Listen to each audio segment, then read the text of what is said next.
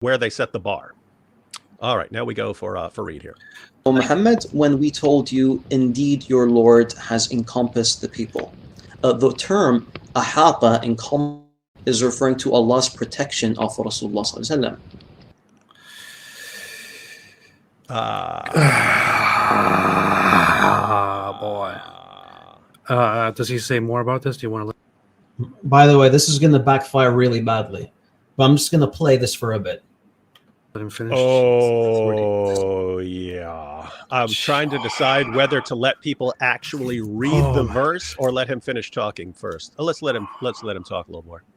Now, this is significant for several reasons. This in itself is a prophecy, because he just called it a prophecy. The man literally just called this a prophecy. All right, we've got to go ahead and read the verse. We've got to go ahead and read the verse, ladies and gentlemen. Here we go. We can pick a translation. So Yusuf Ali there. So this is Surah 17, verse 60. Behold, we told thee that thy Lord doth encompass mankind round about. We granted the vision which we showed thee, but as a trial for men, as also the cursed tree mentioned in the Quran, we put terror and warning into them, but it only increases their inordinate transgression. AP, do you see a prophecy in here? Nothing at all. I see descriptions. That's it. You don't see the prophecy? It's right there in the word encompass. Fareed just said it. Everyone, I want you to read this verse. I put this verse on the screen for a reason, just so you'd read this. Fareed just said this is a prophecy. Behold, we told thee that thy Lord doth encompass mankind round about. Ha ha! God encompasses mankind. Oh my goodness. It's a prophecy. That's what he just said. Everyone good there? So you got that so far, AP? That's the prophecy. So folks, what I'm going to do right now is I'm going to play my original video. Tomorrow, play it, folks. Shuvah. What is this? What is this? Allah will certainly protect you from the people. طيب. Allah subhanahu wa ta'ala will protect you from the people. Allah will protect you from the people. It's a prophecy. If you're going to freaking refute my video, if you're going to attempt to refute my video, you freaking watch my video first. This is so beautiful. Past the second time, they made similar remarks, and I could see from his face he had heard them, but again he went on. Then he passed them the third time. How have they not killed him? How have they not jumped on these super intolerant, enraged mob of violent criminals? Now look. Then he passed by them the third time, and they made similar remarks. But this time he stopped and said, "Here, men of Quraysh, by him whose hand Muhammad's soul rests, I have brought you slaughter." He promises to slaughter them. They were gripped by what he said, and it was as though every man of them had a bird perched on his head. Even those of them who had been urging the severest measures against him previously spoke in a conciliatory way, using the politest expressions they could think of, and said, "Depart in true guidance." Wow. This is the worst. Terrible. The terribly intolerant people. Wow. What was the worst treatment that you ever saw from these horrible, violent, extremely, insanely violent mob of maniacs? What was the worst? Well, they started complaining about how he was deriding their traditional values and their gods, and then he promised to slaughter them, and they got real nice all of a sudden. That was the worst, man.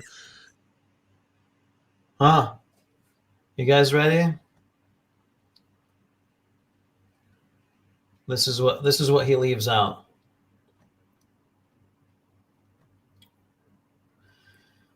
Oh, yeah. This is what he leaves out.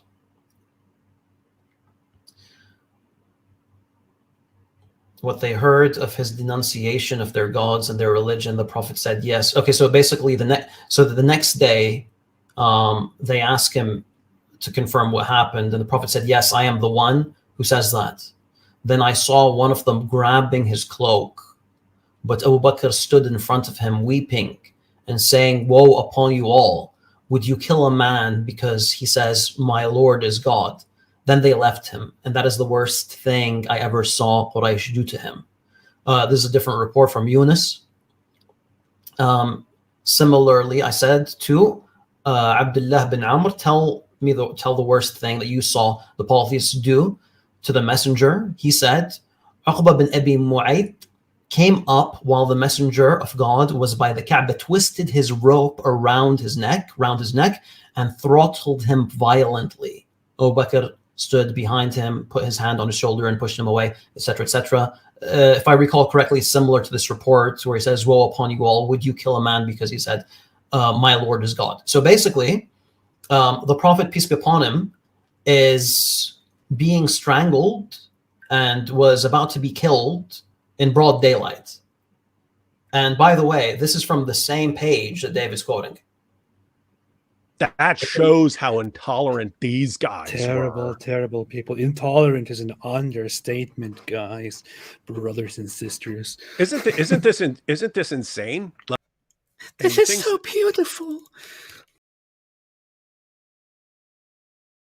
Who are examining this evidence? So the unbiased ones. The reason I'm bringing this up is that this actually happened. What Farid is saying could have happened, and I'm sure Farid knows this. He knows Ibn Ishaq. There was a guy named Al-Nadir who, when Muhammad would get up to deliver his revelations of the Quran, Al-Nadir would stand up after him and also recite verses and then challenge people and say, in what way is Muhammad? Yeah, you got that? In Nadir, he used to recite verses in the same way the Quran had verses recited, yeah? You guys got that? When Abu Jahl said that to them, Al-Nadhr bin Al-Harith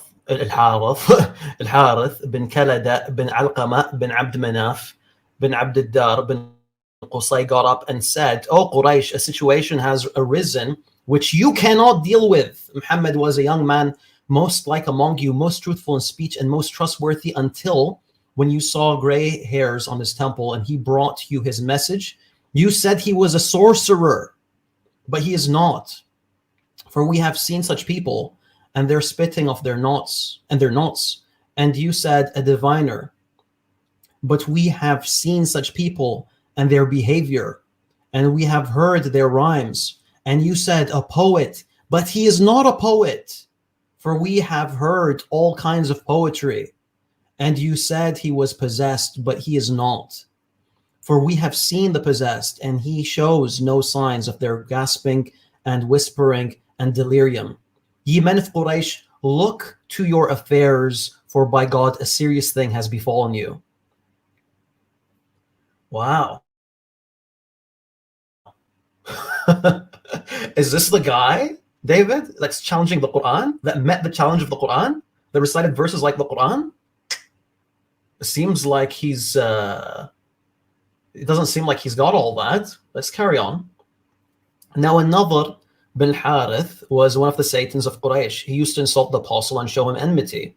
He had been to Al-Hira and learned there the tales of the kings of Persia and the tales of Rustum and Isbandiyar.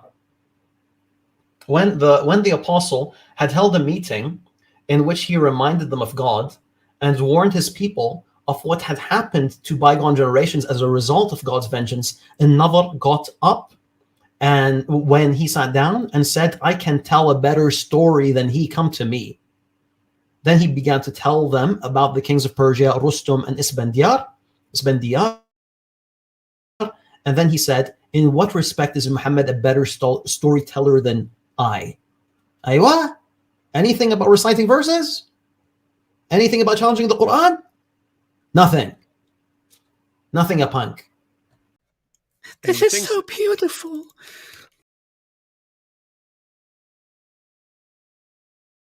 Wow. How can you talk like this about Farid right now when he's in the chat? Shouldn't we be like terrified that he is now here facing us and could possibly intellectually humiliate us? This is pretty dangerous stuff. No, you shouldn't be terrified of me intellectually humiliating you. It's happened so many times. You should be used to it by now. You shouldn't be terrified at all. Hey, let me I want to look at a couple Quran verses, but let me see if he finishes this. The eloquence of I the Quran. want And to that- add something very quickly. I looked it up, but Shad Nasser shared this information before. But the book is called Al Fusul wal Ghayat, which is written by a philosopher in the 10th century and 11th century, Al-Mari, and that book is kind of an ironic, satirical commentary on society and all of that, and it's meant to imitate the style of the Quran, or be kind of a contester to the Quran. أيوة. But أيوة. شوفوا guys, المعري had come up with something that's similar to the Quran. MashaAllah. You hear that, dudes? You hear that? Yalla. خذ المعري. What does المعري say? He says there's a consensus among الملحد والمهتد, among those that have gone astray and the ones that are guided. Okay? That this book that Muhammad, peace be upon him, has come with is a miracle. And there's nothing that can be like it and nothing that's similar to it. هذا المعري. Okay? So if you want to take المعري, let's take this. Every time they quote something, it wasn't breaking. every time they quote something, it backfires. This is so beautiful.